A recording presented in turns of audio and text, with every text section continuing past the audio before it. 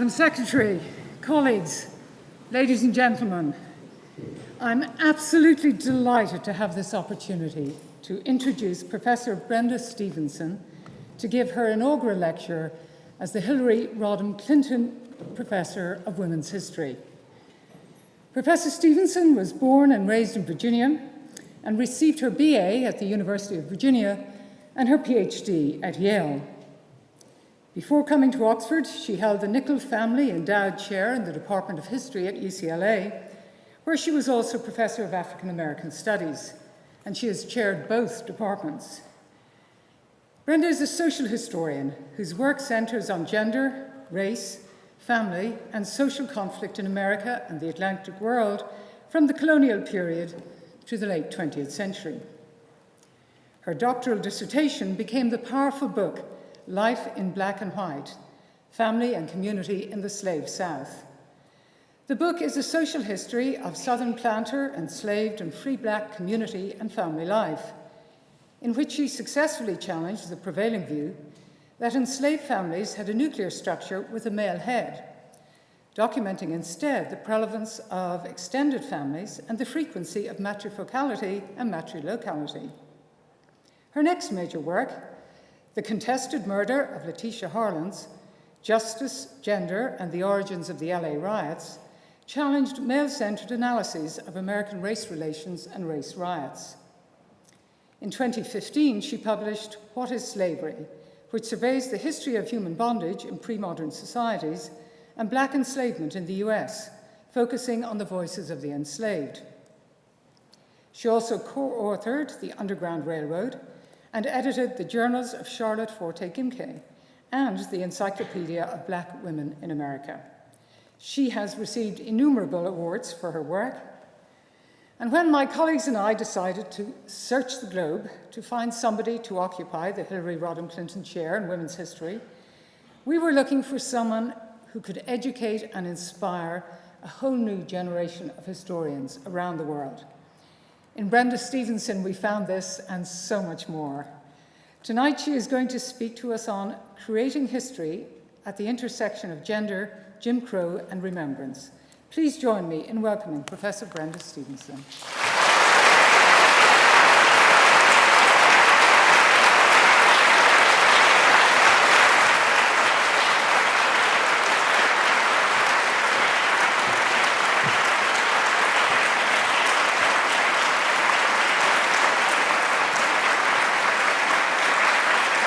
This is amazing, so I just want to say, I'm going to look around and say thank you all. I want to begin by acknowledging and giving thanks to some of the many people who have made it possible for me to be here. First, I thank God from whom all my blessings have come. I am grateful for my parents, James and Emma Stevenson, who always encouraged and supported my intellectual interests, along with my husband, Dr. James Combs, my daughters, Emma and Marnie, along with my sisters, Beverly and Iris. Although the list of people I should mention is too long to do so, I have to publicly thank Dr. Marta Vago, my friends in LA, the late John Blasingame, who was my advisor, my mentors in women's history, Professors Nancy Cart, Darlene Clark Hine, and Ellen Du Bois, and one of my most treasured intellectual advisors, Dr. V.P. Franklin, who made the trip over today. Professor Barbara Savage encouraged me to apply for this post, and I am ever so thankful. Professor Linda Roper has been a kind, generous, gracious, and informative colleague from the first day of my appointment. She and her colleagues, Professor Deborah Oxley and Ruth Harris, worked tirelessly with others to make certain that their dream of a chair in women's history at Oxford was realized. Professor John Watts virtually walked me through all the intricate stages of my recruitment and eventual arrival. I have been warmly greeted by everyone here, but particularly want to acknowledge VC Louise Richardson, St. John's College President Maggie Snowling, and current History Faculty Chair Robert Eliff.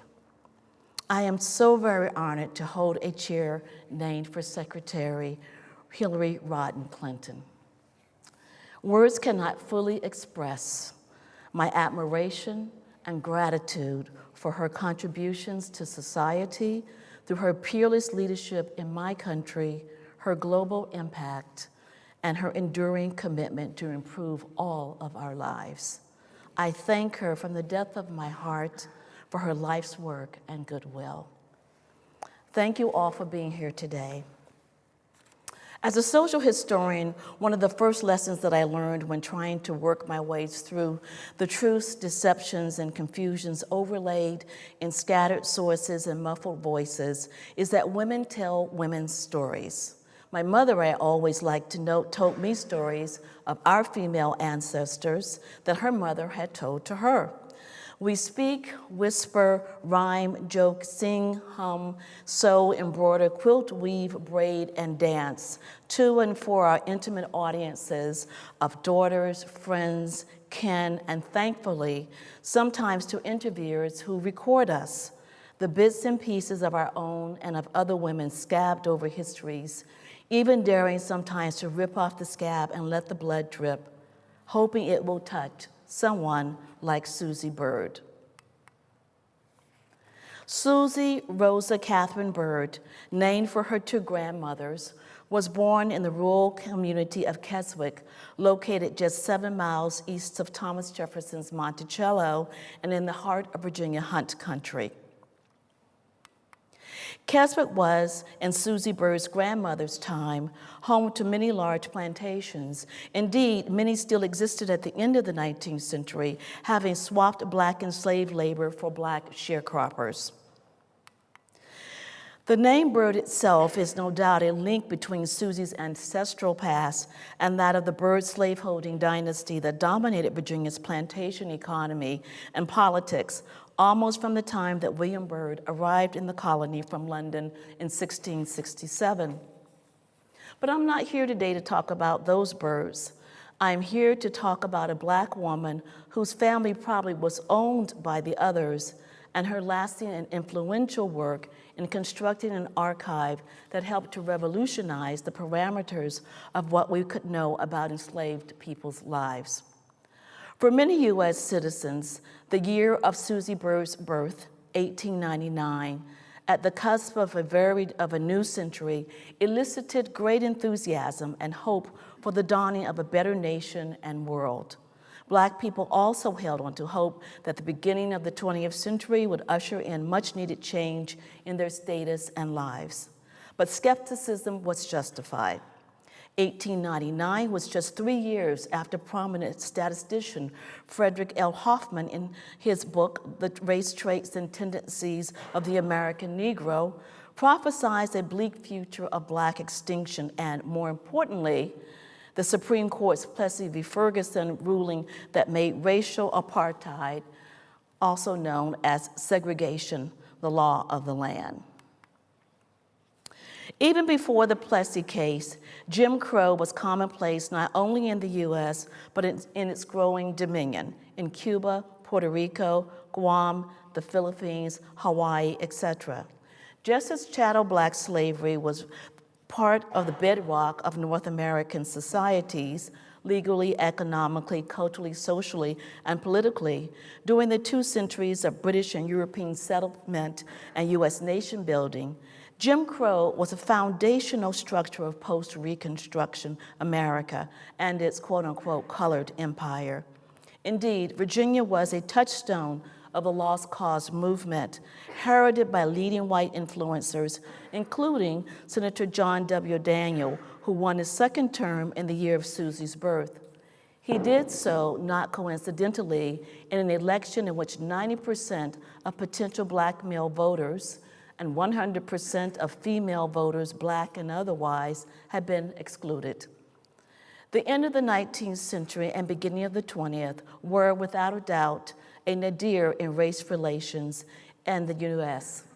W.B. Du Bois is famous for crafting many truths about race in America, none more profound than his 1903 dictum, and I quote, "The problem of the 20th century is the problem of the color line, the relation of the darker to the lighter races of men in Asia and Africa, in America, and the islands of the sea." For Black people living during that time, including Susie Byrd's relations, this nadir meant a preponderance of white terror instituted against them. Lynchings, rapes, race massacres, and disenfranchisement, along with inequalities, exclusions, and dehumanizing depictions and treatment of every imaginable sort. Given this societal context, how and why did Susie Byrd, this Black female of the Jim Crow South, come to contribute so profoundly to our understanding of enslaved life, and in particular, gender enslaved life? Some opportunities were circumstantial, others she painstakingly forged. As Anna Julia Cooper, one of the most prominent race women of the day, noted of her own life, and I quote, "I constantly felt, as I suppose many an ambitious girl has felt, a thumping from within, unanswered by any beckoning from without," end of quote. Still, the late 20th and early 20th centuries not only were a period of racial despair, it also was the era of the new woman, characterized by an emphasis on female access to higher education, professional work, and activism, particularly the suffrage campaign. The publicly visible and politically active free Black woman had been a reality in the US, at least since Mariah Stewart gave her first public lecture in Boston in 1831.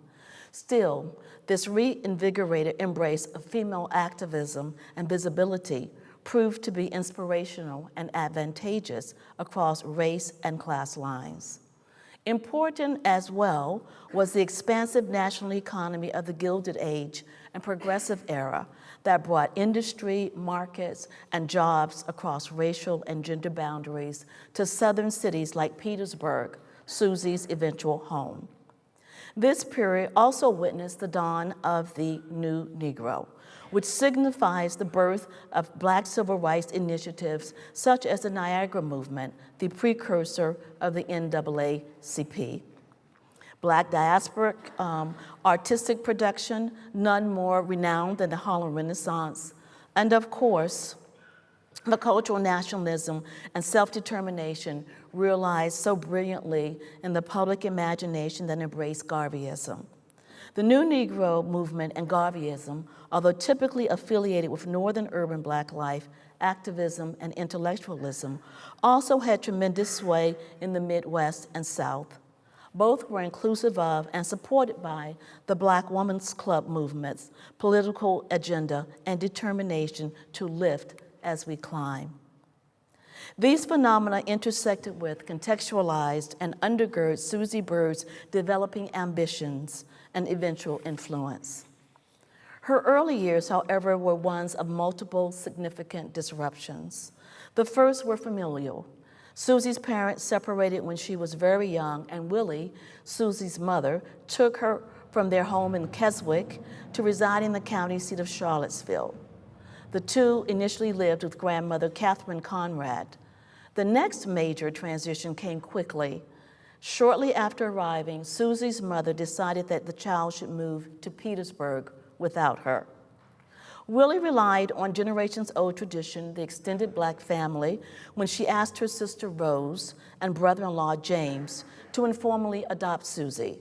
When they agreed, it meant that they would rear Susie almost 100 miles away from her mother and father.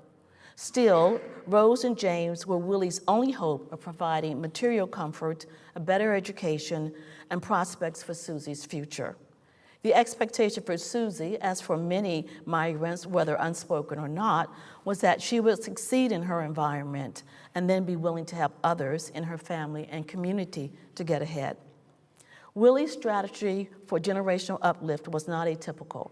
Southern Black migration from the countryside or a small southern city to a more urbanized locale and that boasted greater opportunities was quite popular, particularly for those who could not escape the economic blight of sharecropping by any other means. While Susie's home of Albemarle County had been predominantly Black in the mid-19th century, 50 years later, at the time of Susie's birth, outmigration was in full swing, and African Americans certainly no longer the majority. But why Petersburg? There were many reasons, both historic and of that day, that could have attracted Susie's extended family. The bustling city on the Appomattox River had been a significant site of free Black life even before the Civil War.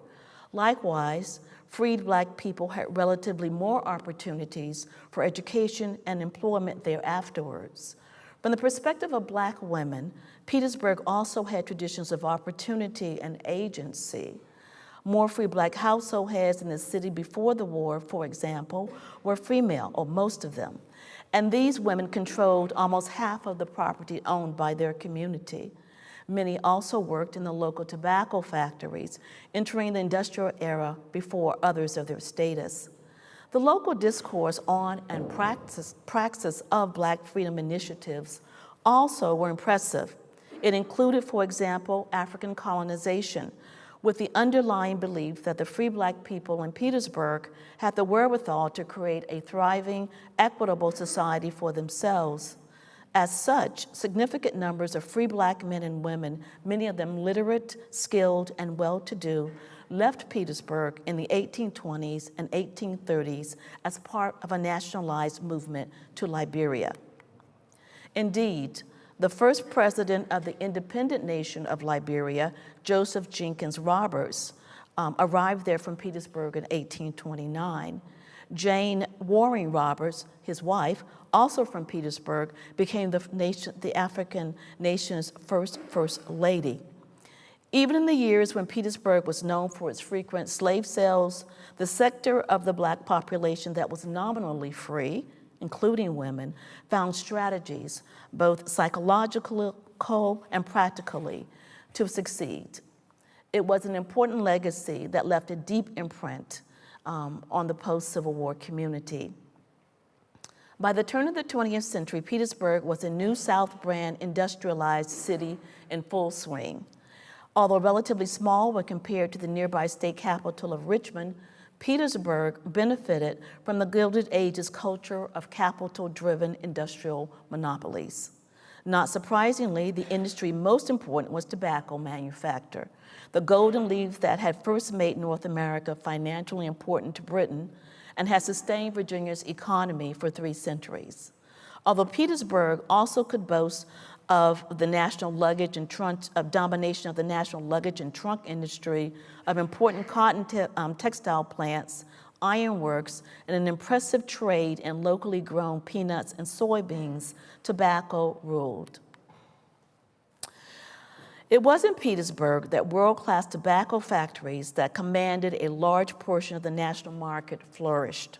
Black workers, male and female, were part and parcel of this labor force, making Petersburg a popular destination for migrant Blacks like Susie's aunt and uncle.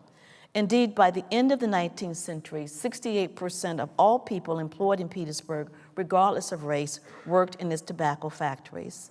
The tobacco industry, with companies like British American Tobacco, a consolidation of the Imperial Tobacco Company of Great Britain and the American Tobacco Company, and especially Brown and Williamson, provided a continual stream of employment with relatively decent wages that expanded the Black middle class.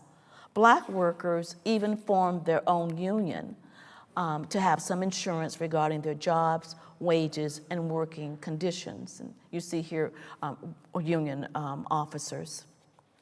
Moving up the class ladder not only meant acquiring a well-paid job, but also access to higher education. Petersburg boasted a Black college, the Virginia Normal and Industrial Institute, created in 1882. It had the distinction of being the first fully state-funded 4-year institution of higher learning for Black people in the United States. While Willie Byrd, Susie's mother, understood that her daughter could have a life that was extremely different and improved in Petersburg, being raised by her childless aunt and uncle, than the one that she could offer her as a single parent in Charlottesville, when she made the difficult decision to send her away. Dressed prettily in her Sunday best, including a new pair of tight-fitting shoes, 4-year-old Susie traveled alone by train, undoubtedly placed in the segregated or colored section. Years later, she recalled that as a child who had never worn shoes before, she was as proud of this first pair as she would have been of a, quote, big sunflower. On the train, Susie met a young woman, Miss Willie Anderson, who was returning to college. When the two arrived at the station in Petersburg, they had to take a wagon taxi to their final destination, but it was too late for Susie, who was only 4, to travel alone to her aunt's. Willie took temporary control of the child.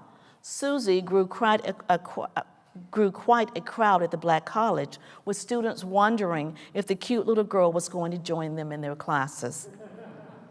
Among the swarm was a friend of Susie's Charlottesville family, Beatrice Terry.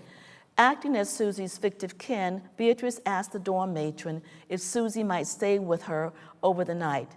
Given permission to do so, Susie was immediately thrown into the world of the new Negro. Ambitious Black youth, male and female, engaged in advanced intellectual, artistic, and activist pursuits. These are pictures of graduates and students at Virginia State during the time period. Susie's early trip to the Black College proved to be prophetic.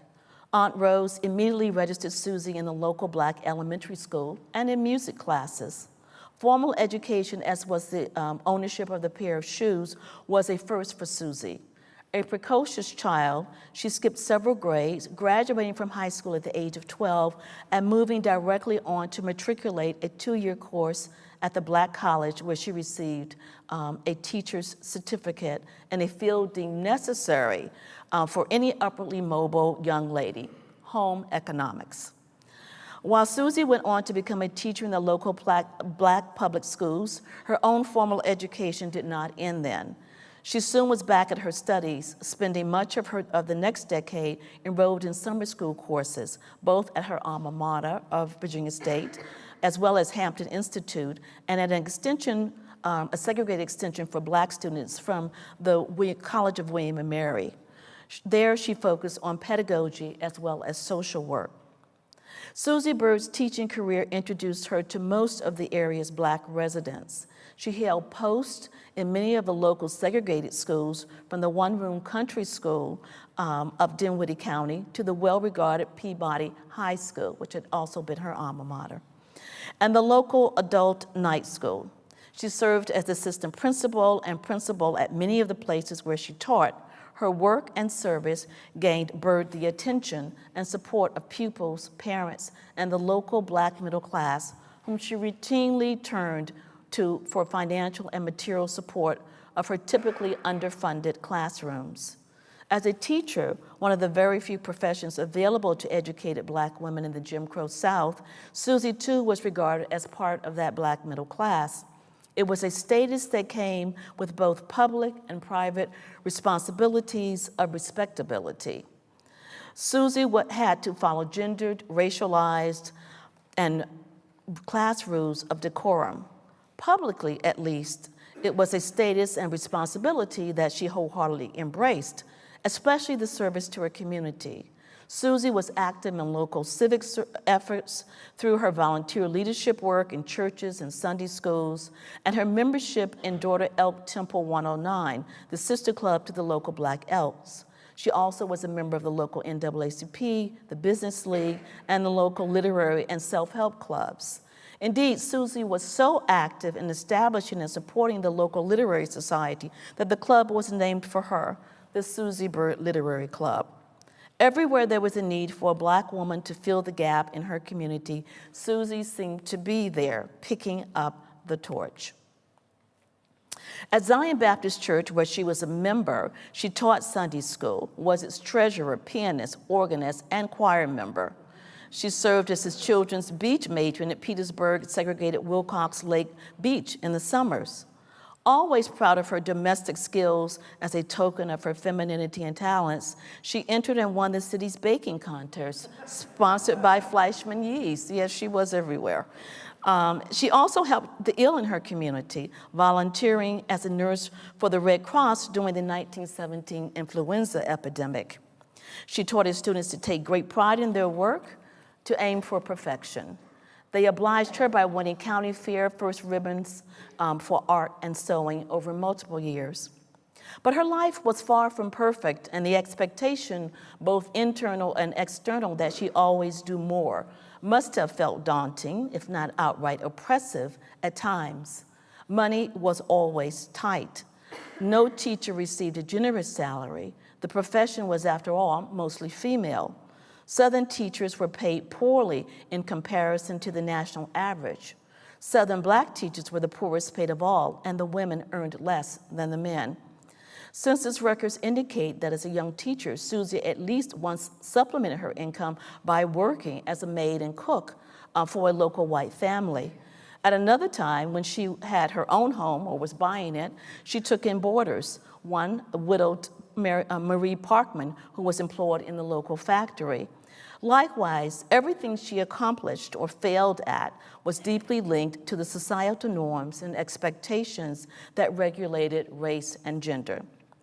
Work, volunteerism, activism, and continual education took Susie Byrd busily, if not frantically, through the 1920s into the Depression era and beyond. But there also was a pressing expectation, especially in her world of the socially conservative Black Christian South, and as a club woman, that she would marry and be a mother. The 1920s, 30s, and 40s were the decades that Susie attempted to do so. She married Russell Norman Bowling on September 6, 1921, 3 months shy of her 22nd birthday. Russell, as described in the 1910 federal census, was a literate mulatto living and working on his family's farm near the hamlet of Farmville. His quiet rural life, like many of so many others, changed profoundly when he was drafted into the Army for service in World War I. And this is an image of Black soldiers who are going to Camp Lee, who have been recruited for World War I service. One of 700,000 who arrived in Brest, France in 1917 and 1918, Private First Class Bowling served in a veterinary hospital. He undoubtedly received training to do so at the Army Veterinary School at Camp Lee, located in Petersburg, before shipping abroad. It was there that he first met Susie. Petersburg's young single women often visited the camp as a respectable social outlet, rife with eateries, parties, gossip, card playing, romance, and potential husbands. Russell returned to Virginia in 1919 to Camp Lee. Once he was mustered out of the Army, he remained locally and became a teacher, perhaps with the help of Susie with her many contacts in that segregated system. The two would have had some things in common given their occupations, their births in rural agrarian communities, their advanced education — he had attended college for 3 years — and exposure to the larger world. Their marriage, however, did not last. 12 years after, Susie sued for and was granted a divorce from Russell Bowling, citing, quote, desertion and adultery as her reasons for wanting to dissolve the marriage. The two had no children. Bowling moved back to his home in Farmville, remarrying a local widow 4 years later. 10 years afterwards, Susie also remarried. In 1943, she wed William James Monroe, a Pullman porter on the Chesapeake and Ohio Railroad. Pullman porters led difficult lives, and Monroe's experiences on the C&O, which ran from Newport News, Virginia to Chicago, probably was no better than most. As one expert noted, quote, porters endured sleepless days and nights, weeks away from home, and low pay. They worked an average of 300 to 400 hours a month, 24-hour shifts, dozing when they could, while traveling 11,000 miles a month. Still, the job was a coveted position within the Black community, allowing those men an opportunity to support — they earned about $120 a month, including tips — their families, to move into the middle class, and to travel around the country with a lifetime rail pass. Susie and William's marriage, unfortunately, only lasted 10 years. William, like Russell, had not been a spouse with whom Susie was able to build a successful long-term marriage. Susie sued and received her divorce based on her accusations of abandonment and desertion. Whether unable to or not wanting to, Susie Byrd did not have any children with William either. The early 1930s undoubtedly were difficult for her. Her first divorce occurred in 1933 when the Great Depression was in full swing. Russell provided no financial support for his wife, and it was difficult for her to find work. She was not alone. Even as an educated Black woman in a state or country where most people by 1930, regardless of race or gender, had not attended college or even completed high school, the sudden lack of job opportunities in Petersburg, as across the South, the nation, and much of the world, had profound impact on her ability to find employment. A reprieve arrived in the form of the Federal Emergency Relief Program put into place during President Franklin Roosevelt's historic first 100 days in office. A segment of the umbrella program was meant to give work at reasonable hourly rates to college-educated persons. Susie was hired to administer and teach a Black kindergarten. The difficulty was no allocation was set aside to fund the project, only minimal pay for her. As she had often found herself doing, Susie called on friends and associates to help provide everything. She asked and was permitted to hold the school in the building, and this is a picture of what the building looks like now. It didn't look that way all those years ago, owned by the local Black Elks. They also provided fuel for heating. She was able to get others to donate a full gambit of necessities: books, toys, food, janitorial services, furniture, and clothing for the young students. During the middle of the 1930s, Susie Byrd's work for the program expanded beyond teaching to another federally funded initiative. The Virginia Writers Project, as it eventually came to be known in that state, entailed the gathering, analyzing, and publishing of historical information about Virginia from 1607 forward. Although the history of Black people and their experiences were not initially funded, eventually Black scholars at Hampton Institute were able to employ Black professionals to assist in the gathering of archival material, ethnographic and autobiographical accounts mostly, including the songs, jokes, work experiences, medicinal practices, folkloric tales, religious beliefs, resistance strategies, and memories of those who had been enslaved in their early lives. Under the direction of Hampton professor Roscoe E. Lewis, the first monograph of African Americans in Virginia that emphasized the voices of Black people themselves was produced. Lewis's The Negro in Virginia was met with mixed reviews, with those critical of the text refusing to accept that Black people were dissatisfied with their lives under slavery and Jim Crow.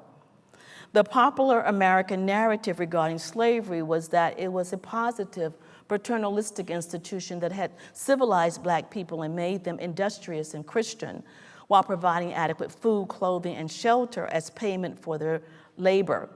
This analysis was central to the historiography of the day. Known as the Phillips School and named after Yale historian U.B. Phillips, whose slavery monographs dominated the field for 50 years, the opinion of the enslaved and their criticisms of the institution were completely absent. The lost cause mythology with an emphasis on Black satisfaction held sway. H.J. Eckenrode, who directed the Virginia Writers Project, for example, confided in 1938 to another official that, quote, "The reason that the Negro slave did not rise in rebellion was that most of them were too well satisfied to do so. The physical well-being of Negroes was so well cared for that the splendid specimens of men and women we see today replaced the feeble pot-bellied savages from the west coast of Africa," end of quote. Eckenrode's successor, Eudora Richardson, who was considered a liberal, still resented and tried to erase some of the recorded remarks of the interviewees. Insisting that she knew well the, quote, old Negro, she believed the former bondsperson to be, quote, a creature of fine imagination who likes to tell his stories after a manner that is pleasing to his audience. The author, Roscoe Lewis, makes himself ridiculous when he does not let the reader know that much of what he is quoting should be discounted. A great deal of that material was written too soon after the Civil War and had too much of a Negro bias to be accurate, end of quote. But there was a quiet movement afoot among Black intellectuals to set the record straight. Carter G. Woodson, who was a Harvard PhD and Howard University professor, along with other members of the Negro Academy, centered in the Association for the Study of Negro Life and History, were determined to create archives of African and African American sources that would provide scholars with the enslaved person's voice. Their emphasis on Black subjectivity was, as found in the Harlem Renaissance and negritude literary expressions of the same era, an anti-racist cultural nationalism that was meant, in part, to subvert systems of apartheid and colonial oppression. This agenda dovetailed precipitously with Roscoe Lewis's project to hire field workers to interview formerly enslaved people from across the state. Lewis hired Susie Byrd at the rate of $8 a day, along with approximately 19 others, 13 Black and 7 white interviewers, including 11 women and 9 men. Susie Byrd was the star of his team. She provided 35 interviews that survived, 15 have been lost. More than any of her peers, most only completed 1 to 6. Her prolific recordings have had undeniable significance for 3 reasons. First, she provided the most interviews from the state with the longest-lasting Black slave society, from 1619 to 1865, and that was the largest in terms of African imports and African-American descendant populations in the United States. Additionally, Virginia exported the most enslaved people to the lower South and Southwest via the domestic slave trade. The persons whom Susie Byrd interviewed, therefore, encoded at least 9 generations of enslaved experiences, culture, and conversations in their responses, and not just from Virginia, but because of their forced migration to other portions of the South from many of those who populated other sites of the nation's Black slave society. Additional aspects of her work also elevated its worth. Byrd's interviews were some of the most detailed and informative. She conducted most in Petersburg, where she resided, and had unfettered access to several who lived in the local, quote, colored old folks' home. Devising a methodology that was simple but effective, Susie drew on traditions of communal orality, often associated with a combination of social outlets and communal socialization. She entreated many to tell of their lives under slavery by swapping their information for a much appreciated social affair and by emphasizing the importance of their experiences to the legacy of their race. Their meetings were an event that many came to look forward to, where food treats were offered and songs, prayers, and folk tales were shared.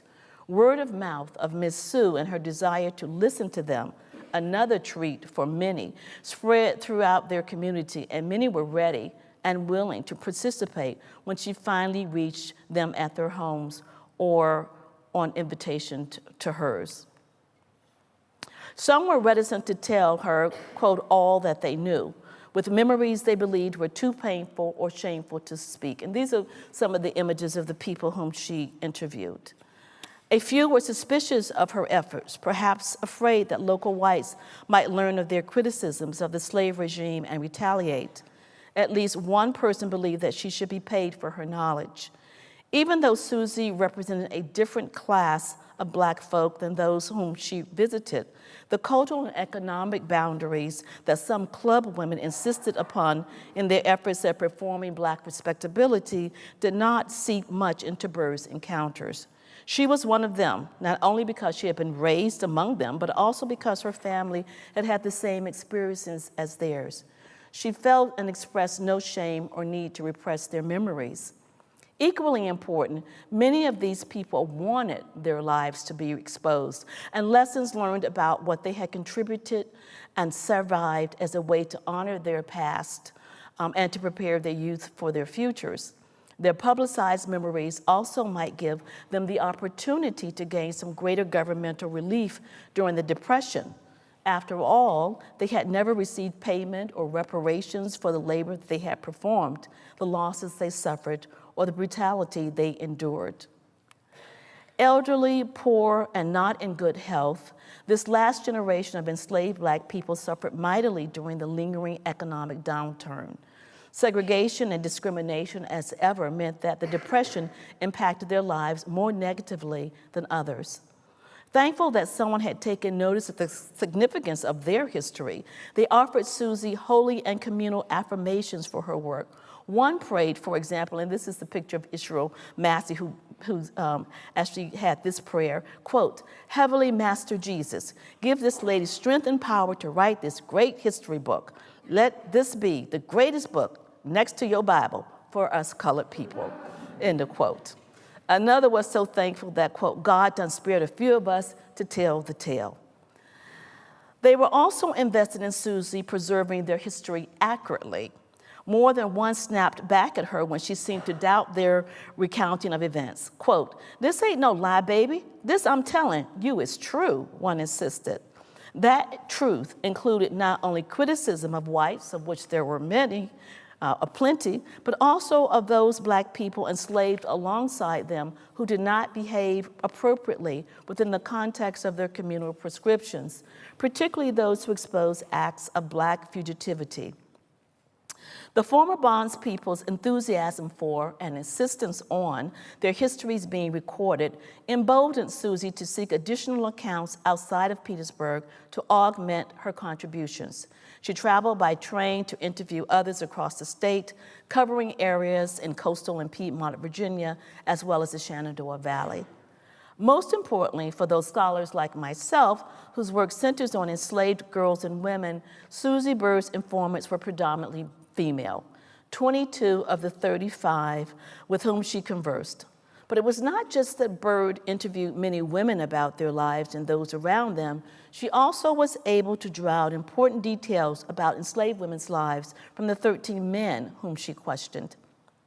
The written records from her interviews challenged most of what was considered sacrosanct about enslaved people's lives. First and decidedly, they had lives. Her interviewees repeatedly documented the familiar, communal, gendered, and cultural ties that these people had created, respected, and protected while enslaved. Secondly, they testified that they, indeed, were not happy-go-lucky, lazy workers who had had kind, generous, patient Christian masters and mistresses mythologized and popularized after Reconstruction. While many detailed the joy that they were able to squeeze out of their harsh realities via dance, worship, songs, jokes, folk tales, romance, and parenthood, the formerly enslaved whom Byrd encountered asserted that they and their relations were routinely and systematically forced to work too hard and punished harshly, even inhumanely, if they could not or did not meet their work quotas. They noted that they were, with rare exception, not given suitable or enough food, clothing, or housing. Instead of accepting their conditions, they resisted and begrudged the brutal, humiliating punishments meted out by both male and female owners to men, women, children, and the elderly, and resented, even in their old age, the memory of how they were driven like cattle with no payment for their efforts. Unlike most U.S. historians of the early 20th century who wholeheartedly supported notions of white paternalism with a tacit nod to contemporary theories of Black inferiority, Susie Byrd's interviewees made it clear that they realized that they were valuable workers who should have been treated humanely and rewarded for their work, not treated like beasts. A few remembrances from the females that Byrd recorded included those of Patrice Avery, who described enslaved people treated like animals when they were put in pens and sold, and painstakingly recounted repeated scenes of the heartbreak of mothers who were sold away from their small children. Liza Brown recalled how her mistress, whom she labeled the devil and a hell pigeon, cruelly whipped her mother while she was pregnant, beating her mother naked with a pronged strap. Lillian Clark also spoke of poor rations and brutal whippings, and many folks told of her mother's physical brutalization by the white overseer who repeatedly sexually harassed and assaulted her, quoting and concluding, "I hate white people." Whippings and sexual assault loom heavily in Susie Byrd's recordings of males and females. Their testimonies were particularly revolutionary since they uprooted prevalent notions of Black female promiscuity and Black male sexual savagery. Besides many folks' testimony, Byrd captured the evidence of Liza McCoy, who told of the dual sexualization of Black women, of how her mother was used as a breeder, forced to produce children to be sold, and that her Aunt Charlotte, a concubine, was sold away after she had, quote, a white baby by her young master, end of quote. I have been moved and informed by the formerly enslaved, whom Susie Byrd interviewed in 1937 and 1938. My ambitions to become a social historian of women, particularly of Black enslaved women, would have been much more difficult to achieve if I had not, as an undergraduate at the University of Virginia, stumbled across in a college seminar on Black folklore, the collection that included Byrd's recordings. One among them has served as a starting point for much of my work on these women over the past few decades. Fannie Berry is the nearest I have come to having a muse. I hope this brief introduction to her, oh, I'm sorry, I'll have to go back now. There we go. Okay. I hope this brief introduction to her will help to explain why she has been so important to my work and why I'm so grateful to Susie Byrd for bringing her to me. And here is a photograph of Fannie Berry, and this was the house that she lived in Petersburg, which is still standing, actually. When Susie Byrd interviewed Fannie Berry, the latter was full of information about her life as a child and young enslaved woman. Fannie worked both in the fields and as a domestic. She seemed to have been a favorite of her mistress, not only because she was the property of Mrs. Abbott and not Mr. Abbott, but also because Fannie was a constant companion to the family's young son, Tom. Sarah Ann Abbott trusted Fannie with running errands, which allowed the enslaved child a larger view of the world around them than many other enslaved youth. As a teen, Fannie was well known in her neighborhood. She loved dance parties in the local quarters and regaled her friends with her fine dance moves. Like so many enslaved people in the antebellum South, Fannie believed in an active, ancestrally driven spirit world. Females were particularly important on the farm on which Fannie labored as a child because they outnumbered the males, and the Abbotts rented out most of the men they owned to work on the construction of the South Side Railroad. Additionally, when the Abbotts hired Fannie out, she came to reside with other enslaved women on nearby farms. The enslaved female presence, spatial, psychological, social, moral, sexual, and cultural, thoroughly saturated Fannie's worldview, her intellect, her fears, and imagination. In her older years, Fannie became an avid chronicler of their lives, a devotee of their memory, and of their complex and layered community. Susie Byrd provided her with a perfect vehicle in which to savor and save the information she had carefully stowed away regarding female enslavement.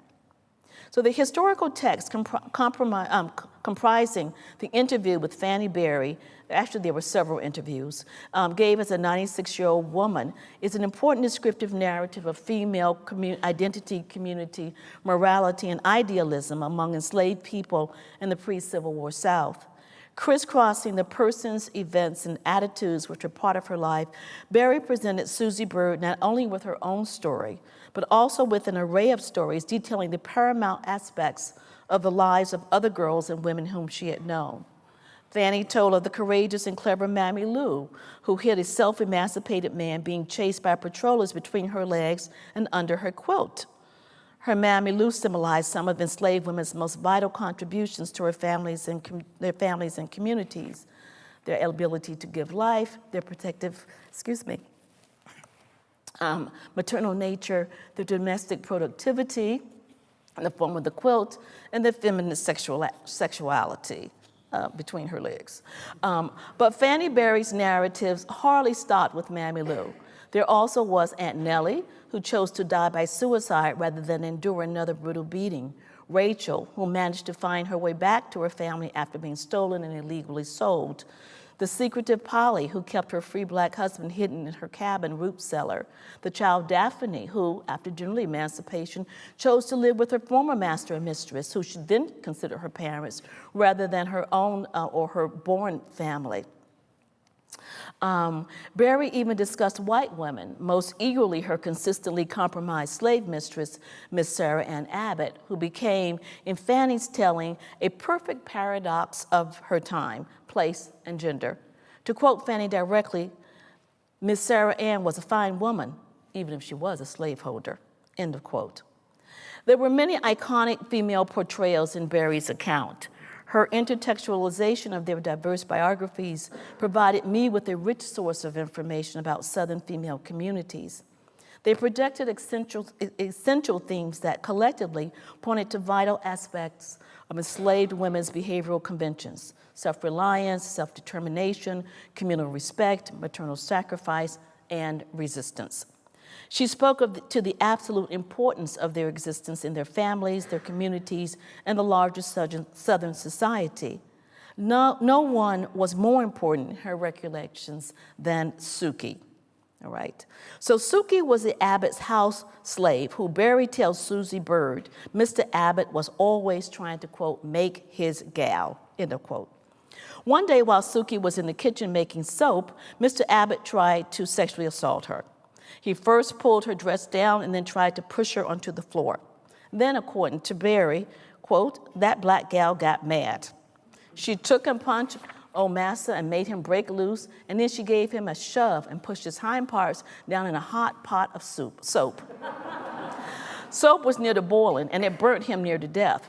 He got up holding his hind parts and ran from the kitchen, not daring to yell, because he didn't want Miss Sarah Ann to know about it, end of quote.